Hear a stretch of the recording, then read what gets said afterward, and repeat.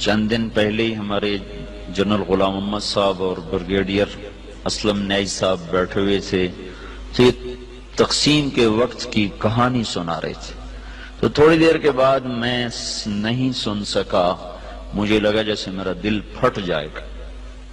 ایسی انہوں نے کہانیاں سنائیں۔ یہ دنیا میں واحد ملک ہے جس کے بنیاد میں گارا اور سیمنٹ نہیں ہے بلکہ 6 لاکھ انسانوں کی ہڈیاں ہیں جس پر اس ملک کو بنایا گیا ہے۔ ہم تو لوکل لوگ ہیں، مہاجر نہیں ہیں، لہذا ہم نے وہ قربانی نہ دیکھی نہ چکھی۔ میرے والد صاحب کے ایک دوست تھے، وہ مہاجر تھے جالندھر کے، وہ کبھی کبھی ہمارے ڈیرے میں آیا کرتے تھے، بات کرتے تھے۔ تو ایک دن میں بھی بیٹھا تھا اور وہ یہ بات کر رہے تھے کہ جالندھر سے جب ہم نکلے ہیں پارٹیشن پر تو میرا سارا خاندان کٹ گیا، اکیلی جان لے کر نکلا، اور تھوڑی چھوٹی سی عمر بھی زیادہ نہیں تھی۔ تو دن میں چھپتا تھا کماد کے کھیت میں، اگست میں کماد اچھا خاصا بڑا ہو جاتا ہے، اور رات کو پھر میں سفر کرتا تھا اور مجھے کچھ پتہ نہیں میں کہاں جا رہا ہوں، میری کیا منزل ہے، مجھے صرف ایک فکر تھا کہ میں سکھوں کی تلوار سے بچ جاؤں۔ لہذا چلتے چلتے چلتے دریائے ستلج پہ پہنچ گیا۔ دریائے ستلج اس وقت میں جیتا جاگتا دریا تھا، اب تو وہ سو گیا بیچارہ کب کا، ہم تو اس کی ریت ہی دیکھ پائے، اس کی طغیانیت تو کبھی دیکھی کوئی نہ، یہ بہت بڑا دریا تھا۔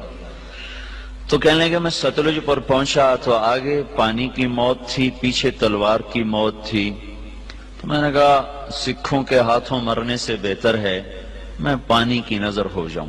تیرنا آتا نہیں تھا، کہنے لگے ایک لکڑی اٹھائی، ایک لکڑی مل گئی، لکڑی اٹھائی اور پانی میں ڈالی، میں کہا یا اللہ زندگی ہے تو پار لگا دے۔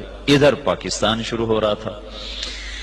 تو کہنے لگے جب میں تھوڑا سا اندر گیا تو میں کیا دیکھتا ہوں، سارا دریا لاشوں سے بھرا ہوا بہ رہا تھا، لاش کے ساتھ لاش ایسی ملی ہوئی تھی، معصوم بچے، حسین نوجوان، خوبصورت بیٹیاں، بوڑھی مائیں، بوڑھے باپ ایسے جا رہے تھے۔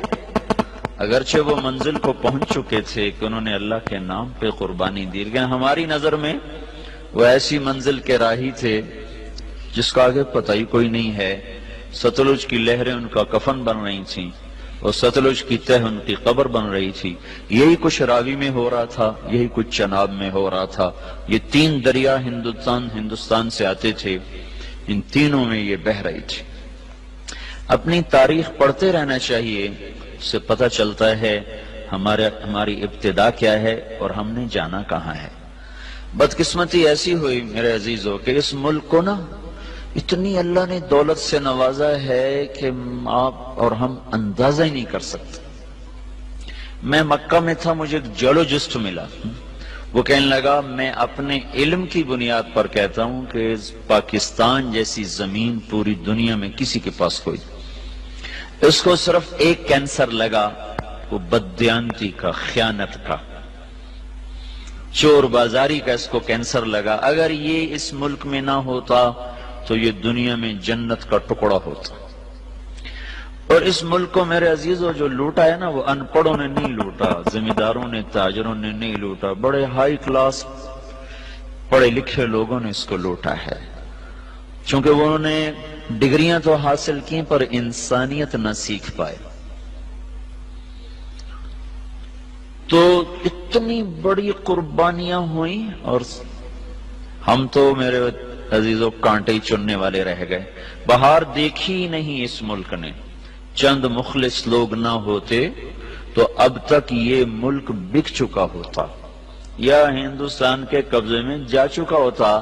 کہیں کہیں چراغ اب بھی جل رہے ہیں جن کی وجہ سے تھوڑی تھوڑی روشنی ہے، اور یہ قافلہ دھیمے دھیمے دھیرے دھیرے وہ رواں دواں ہے۔ اگر وہ بھی نہ ہوتے تو اس ملک کو تباہ ہونے میں کوئی کسر باقی نہ چھوڑی تھی بددیانت ٹولے نے اور ہائے ہائے ضمیر فروش ٹولے نے۔ اور بدقسمتی یہ ہے کہ وہ سارا انہی اسکولوں کالجوں سے نکلا ہوا ہے، وہ دیہاتوں سے نہیں۔